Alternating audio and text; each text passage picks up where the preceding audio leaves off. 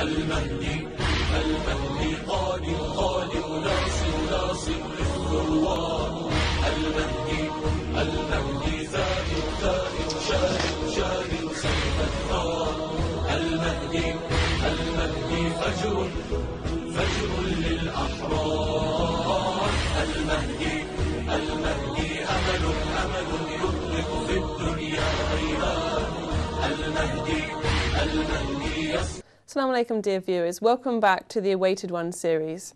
My name is Hannah Smith, and today on the show we have Maulana Ali Abbas Rizvi. We were discussing before the concept of the Messiah in different religions, and in particular in Islam. Our Messiah, we know him as Imam Mahdi. Beginning of the series, Maulana, we discussed the purpose of the Imam. Can you recap that briefly for us, for the viewers? Bismillah ar-Rahman ar-Rahim. I think at the beginning we discussed the role of the Imam, the aims of the Imam, and the function of the Imam. So that the Imam is a guide. It's a guide for humanity to take humanity towards its perfection. I guess we're going to have to start from the beginning then, because you've asked for a recap. Well, what do you consider this concept of perception? What does it mean, perception? Perfection. Yeah, perfection. Right. The thing is that God created all of the universe in His names and His attributes. So from the Dhat of Allah, from the essence of God, there's a trickle-down manifestation, manifestation upon manifestation. He's Ghaib al-Ghayub, He's the hidden treasure, He's hidden of the hidden. And from Him He manifested, from the essence, His names and His attributes. So within potentiality, the names were hidden. By actualization, created the universe. Purpose of the universe being created, the fact that one of the names of God is Rahman, or is Divine Rahmah. Divine Rahmah essentially means that it needs to be reciprocated. It doesn't make a difference to Him, regardless, but the fact is that the name itself cries out that it needs to give mercy upon something. If you're a king and you have no one there to be king over, potentiality you're king, but in terms of the active movement to your kingship, it doesn't exist. Okay. So the fact was that God's mercy, not His Dhat, His manifestation of His name of mercy, required mercy to be given. And in this way, all of His names and His attributes actualized. And when they all actualized, they created what we have, the universe. All of the different levels of existence, from the highest level, which is simple, to the lowest level, which is multiple. Highest level, simple, which was not physical. Yeah. So you have this expanse, and then from there the trickle down took place, that slowly within existence, it came to the lowest level of existence, which is the physical world. The physical world being multiple means that its parameters, it's physical, it causes suffering, pain, restriction, the lowest level. So man was created on the lowest level, taken to the lowest level, so that man can actualize from the lowest level to the highest levels of existence. Maulana, this idea of different levels of existential planes, and would you be able to explain this in more detail? Because many normal Muslims, they don't really understand the difference, the levels of potentiality. There's two things, there's two concepts there. The first is, what is consciousness? The fact is that every human being has been created with a consciousness of themselves, that I exist. Today, if you were to say my hands, my feet, my eyes, my nafs, my soul, where's the I-ness? This is all compound. Okay. The fact is that every human being therefore has been created on a consciousness, and that mimics that of Allah. So we are individuals, and we have the potential as individuals to be independent, although attached to God. Okay.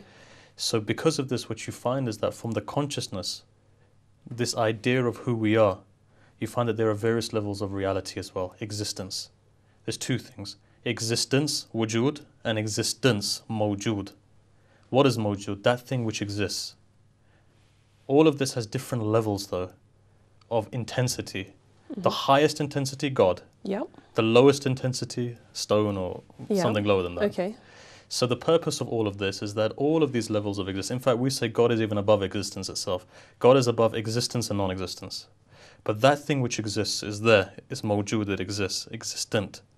From the lowest levels to the highest levels, all of these are shades of the divine. Okay, can we give names or descriptions to any of these levels in between the lowest level, the physical realm of Earth, and the highest realm of God? There isn't any definition, but we can look at what the philosophers say. The lowest level, for example, is the mineral level. Okay. Higher than that is the vegetative level. Higher than that is the animal level. Higher than that is man level. What is man's level? What is this rational being? It is something which takes the divine, the metaphysical world, and the physical world, and it combines it. Two realities, physical body and the human spirit. Okay. Brings it together so that both of the worlds come together. But again, it's a misconception. I think that the majority of philosophers have mistook this concept of spirit and body until Mullah Sadra. What do you consider the divine spirit? How would you describe it to the layperson? It's two things. The idea of the divine spirit meaning what? The physical and the metaphysical coming together, or the divine spirit as the divine spirit of God? The that he divine blew into spirit man. as it relates to man. So God, according to our tradition, says that he created Adam. وَنَفَقْتَ فِيهِمْ مِنْ رُوحِي, blew into him his spirit. What is this breath that Allah talks about? What is the blowing of the spirit? Mullah Sadr argues, he says that it's not two concepts. Human beings have misunderstood what it is. It is the same thing. The physical body has the potential, because the perfection of man lies in becoming immaterial. Starts off from the dot, inception takes place. Transubstantial motion means that human beings are in motion. Your substances are in motion. It's going to get complex, so if you want to ask No, questions. please continue. It's very interesting. So they say that at 4 months the spirit is blown in. Mullah Sadra says there's no blowing of the spirit. It is the movement of man's substance towards immaterialism. That after 4 months, when the soul evolves within man, so his argument was the nafs was material, the nafs evolved, and eventually the nafs gets to a level of immaterialism, tajarrud as they call it. The perfection of man, therefore, doesn't lie in the physical world. The perfection of man lies in reducing the physical body and his spirit reconnecting with the higher realms, which is the malakuti realms, which is the divine realms of God. Starts off on the low. So it says that this movement that takes place of the atom, of the substance, this physical, so let's say for example the dot, the substance, as it goes into motion, there's motion that takes place. What happens with this motion is that as this motion takes place, man is moving towards, and this is a metaphysical movement. Absolutely. It So isn't like a car moving. For the purpose, for the viewers' interest, this is not physical motion. This It is isn't it is physical a motion. metaphor for Yeah. the process. So the process is potentiality, actuality, potentiality, actuality. The movement of the atom which goes towards immaterialism. In the same way the human body is moving towards that. There is a movement inside of you to take yourself from the physical, which is you, inception. So you are that when inception takes place as a physical dot. From that you are moving then towards immaterialism. And how do you undergo this movement, this process? And What does it involve? Yeah, and this is what Allah has created within the essence. Because the biggest argument amongst philosophers was this. What is change? They said, is change accidental? Meaning the characteristic, and I've got to explain what accident means. Yep. Accident, basically there's two things. There's the essence and there's accidents. So for example, my essence is the fact that I am an animal who talks with the ability to make my own decisions. An accident would be me playing the violin, me laughing. These are subsidiaries. These are something which are byproducts of my existence, but they're not of my existence. Yeah, things that you do. Things that I do. If I was Yeah. to remove these accidents, I would still be me.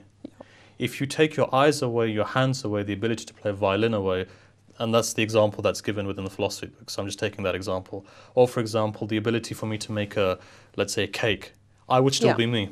So all of these, or to play chess, or for example, some people say chess is haram, so let me give Let's another not go into that example. discussion more Yeah, now. to play darts, or to It's play another snooker, program, or to yeah. play cricket. If all of these, for example, let's say for example a cricketer like Imran Khan, if his ability to play cricket was taken away, he'd still be Imran Khan. Why? Because the ability to play cricket is an accident. His essence is haywan al-natiq bil-irada. The idea is a rational animal with the ability to make choices. Okay. So philosophers before felt that movement is only found within accidents, not within the essence. They believe the essence of man, Is immutable. It cannot yeah, change. immutable, Yeah. exactly, can't change. The only thing that can happen is generation and corruption. What does that mean? That basically means that it destroys itself and it makes itself up again. For example, wood is burnt, becomes ashes. Yeah. Mullah Sadra came forward and he says that's not right. The reason being is that accidents cannot change without there being change from the core that takes place. So he says that there is motion from the substance. And that motion then, what it does is it produces the change in the physical body, the change in your characteristics, the change in your, even in your name, the change in what you do, the change in your emotions. So all of these things change from your emotions to your characteristics. You can find that somebody is a liar, 2 years later he becomes truthful. So this change, this transubstantial motion of the self, this is a change in character and personality, which then Change in its manifests in substance. accidents like behaviours and so on. Yeah. It can manifest in the behavior, but essentially the purpose of this is not behavioral, is the idea that your body is moving towards becoming immaterial, from physical to non-physical, from the idea that you are a physical being until your soul leaves your body and it flies back to the Creator. Now, flying back is a metaphor because there's no, as we say, zaman or makan, there's no location for the soul. Yeah. The soul just goes back. Inna lillahi wa inna ilayhi raji'un. The cycle is complete. You go back to the origin, which is God. Okay, so how do we achieve this immateriality? And I know it's going to link back into the Mehdi. Okay, so let's deal with this. I know it's a bit sidetracking, but we could deal with it. Look, I think there's two things here. One is the physical perfection of man. One is the spiritual perfection of man. Yeah. Why is it that we have this idea of perfection? Because all religions believe that we're created in the image of God. What is the image of God? Is it physical? No, because God isn't physical. If it was physical, God wouldn't be God, because he'd be limited and finite. So if I say to you, for example, God is a man, can't happen. It doesn't make sense, because God is infinite. Yeah. It means there's no limitation. Yeah, it can't be defined by structure or time or space. Yeah. And that's why the philosophers have argued that God is pure existence. What is it? What is pure existence? That thing which everyone knows, but it can't be defined. Right? And I'll explain this concept. Absolutely. Right? Yeah. Everyone knows, but it can't be defined. Yeah. Hence, what is existence? If I was to ask a child what is existence, say, I exist. Define it. I can't define it. Why? Because logic says to define something requires parts. What is a dog? 4 legs, teeth, tail, barks. There's nothing that makes up a dog. Exactly. Yeah. So the most simple thing in creation is existence. Define existence. You can't, because you can't use other terms to exist. But you can't break it everyone down. understands what existence is. Yeah. That's God. Or that's the philosopher's interpretation of God. In fact, we say God is higher than that. But existence is that thing that cannot be described, but everyone knows about it. Why? Because we exist, so we understand existence. 7 billion people in the world. So essentially, God has put something in us that every human being understands their existence. Yeah. Hence, coming back now to the equation. So the fact is that we have been created in the image of God. Image of God means that we manifest all of the names and all of the attributes of God within us. Why? Because it's the entire universe coming onto one fold. We, or the perfect man, which is the Mehdi here, and essentially is the Prophet, is Ism A'zam, is the greatest name of Allah. Insan Kamil is the greatest name of Allah because it contains everything in him. So the entire universe, when it's brought to one focal point, it's man. Man has the potentiality. The Quran, for example, what is the Quran? Quran is the knowledge of all of existence. But the Quran, when we look at it, where's the Quran found? According to our tradition, in fact, let's go back and see what the Quran itself says. Yeah. وَكُلَّ شَيْءٍ أَحْصَيْنَاهُ فِي إِمَامٍ مُبِينٍ. What is Imam Mubin? One man stands up in Kufa and says, this Quran is in my chest. Amir al-Mu'mineen. So all of the Quran is found in the chest. إِنَّهُ لَقُرْآنٌ كَرِيمٌ فِي كِتَابٍ مَكْنُونٍ. What is this? What's this kitab that the Quran basically hidden in? Amir al-Mu'mineen. Yeah. Prophet of God, 12 Imams. So the essence of the 12 Imams and the Prophet of God is that they contain the Quran. That's why Imam says, أَنَا قُرْآنٌ نَاطِقٌ. I am the living, speaking, talking Quran. That's his reality. Yes. So that Quran is within Amir al-Mu'mineen, right? The real Quran. But at the same time, you have 2 more books, which Adam was taught. You have, as the Quran says, we will show you our signs in the horizons and within yourself. Then you'll get to the truth. Yes. Truth being God. One book is the book of the horizons. Allah took his pen and he wrote in the horizon, as in the physical world outside of the human body. The creation. The creation. What we see around us, yeah. All of the creation is the Quran, which is manifest in the creation. It's our issue that we can't read it. Luqman read it. He became Hakim. He became a wise man. People can read. Those people who are gifted, eyes are open, hearts open. You can read all of creation talking to you. There's no coincidence. multiplicity, right? So there's two opposites, multiplicity in the horizons, in yourself, where Tawheed lies there. Why? Because it takes all of multiplicity to Wahdat. Yeah. Wahdat meaning what? Tawheed. From that sign to this sign, what happens? Then you reach the haqq, right? Then you go towards the truth. Yes. The truth being manifest, the truth being reality, Yes. the truth being essentially the knowledge of yourself and going towards God. Yeah. So human beings have been created in the image of God, which means that we are moving towards our perfection, which means that we mimic the names of God. If God is merciful, we're merciful. If God is strong, we like to be strong. You say to an 80-year-old man, you're weak, and you get offended. Says, no, I'm not weak, despite the fact that it would be on a Zimmer frame. Well, strength is something that doesn't necessarily manifest in a physical way. And it doesn't need to be. But I think strength is according to our understanding. You see, each of these names within us are also manifesting itself according to our intellect and our understanding. Some people perceive strength as being character, some people perceive it as being physical. Yeah. So, but what's the conclusion, or you take the common denominator out, is strength. So each one of us feels an affiliation towards strength. Why? Because God is strong. Yes, and because it's innate within us. It's innate. To recognize it, yeah. Exactly. Go back now. Allah says, I've created you on my fitrah. Yes. Fitrah of Allah. We in the physical world therefore need to go back to the fitrah of Allah, the primary substance that Allah created us on. Why do we believe in Imams then? Because the Prophets and the Imams take us back to our fitrah. What are they? Perfect men. Yeah. Why do we need to understand them? If we don't understand them, mata mitatan jahiliya. You die the death of a jahil if you don't understand the Imam of your time. And how are they perfect compared to a normal human being, the average person? Because they are the absolute manifestation of God's names and attributes. That's why they're perfect. And what does that mean? And that means that they are all of the universe and the reality of all of the universe and the system of the universe as they walk and talk and deal with us.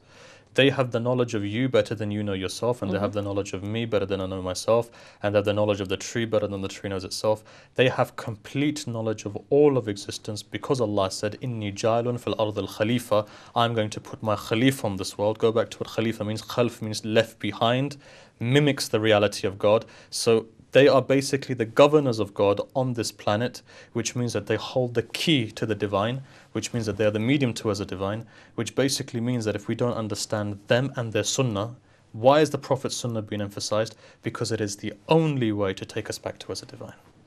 Okay, now how can we become like the Prophet, peace be upon him, and the Mahdi, and Follow the sunnah, really, isn't it? Yeah. So we go back to the comprehensive nature of the sunnah.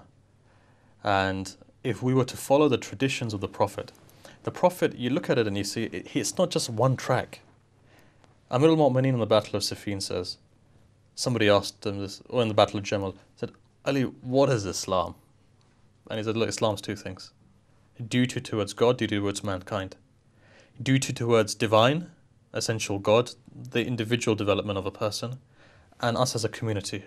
Why is it important for us to integrate within our communities and to work within our communities? Because they are reflections of the divine. We cannot uncover that being secluded within our caves. yeah, We have to come out to uncover the greater potential. One of them lies in selflessness. If I'm in my cave, essentially I'm selfish. yes, I'm only caring about myself. It therefore requires me to do good work and service for people, khidmah, service, purpose, because it takes me back to that selfless nature. There is no I. When you as a person realize and actualize reality within you, you come to realize that there is no I. Ibn Arabi says on this, I'm going to mention Ibn Arabi and I'm going to mention Mullah Sadr as well, both. Both of them say the concept of the perfect man is this, that when we move towards understanding the Prophet and we start mimicking, and this is a summary, when we start mimicking the characteristics of the Prophet, we understand the fact that we are faqir, poor. Essentially, we understand our poverty in front of Allah. And that's what the Prophet of God said, I am the poorest. But that poverty is actually the richest strength. yes, So in the Quran it says, نَحْنُ فُقَرَاء عِنْدَ اللَّهِ, or with Allah you are paupers. When you understand your poverty to God, then God gives you control of the entire universe. In fact, you have become master of all of the universe. You were to move to say to that tree, move, the tree would move. Why? Because you have the entire universe in your hands, but you have to understand your poverty. And the Prophet understood that, and he says, I'm the poorest. Allah, the fourth Imam alayhi salam says in one of his du'as, he says, Allah, let me not become complacent that when I breathe in, I feel I'm going to breathe out again. Know that even this breath is dependent upon you. That's what he's trying to say. Yeah. So when you come to understand your absolute poverty, what happens? You become divine. You go to as God. Maulana, we're all seeking for to strive for perfection, and this is the purpose of the Mahdi, to bring back that perfection, to give an example of it. Can you give any advice to the viewers, as 21st century Western citizens, how they can actually, as Maulana, knowing their community and their issues and the character traits of the people of this time, can you give them some advice about how to, pursue this goal of perfection? Again, I'd look at it in three folds, because the world is broken down to three folds. You have the environment, external world. Mm-hmm. You have your communities, society, and you have yourself. A lot of times we neglect the environment. We 6-litre cars and blowing out as much as we can. So you mean the physical environment, like the Physical, natural world, like taking on green initiatives? Exactly. Well, being the purpose of the environmentally friendly. Imam is he balances the universe. He's the balance. We cannot forget that. I'm not going to just say focus on the environment. 3 levels: environment, society, which you live in, and yourself. Okay. 3-way program that we need to have: conserving the balance of the universe, conserving social balance, and conserving internal balance so that we're at peace. Now, how do we achieve this is the question, and that's 10 lectures, but regardless... A few little nuggets of advice. Okay. I think in terms of the internal development, remember, in the 21st century, the rise of materialism has led to the decline of spirituality. When spirituality rises, materialism decreases. When materialism rises, spirituality decreases. Which means that we now have to, in this 21st century, hit a balance. How? In the way that the Prophet taught us. وَيُزَكِّيهِمْ وَيُعَلِّمُهُمُ الْكِتَابُ وَالْحِكْمَةِ. The Prophet didn't just start teaching people the Quran and hikmah and all of these different things. He just purify yourself. What do you think that balance looks like? It's very hard for people in the Western society, because we have a very affluent society, and you can't expect modern Muslim to give up a car and live a very, very frugal lifestyle like the Prophet. Where can they find the balance? What would the balance look like, do you think? I don't agree with that. I would say that Islamic society 1,000 years ago was more affluent than we are today.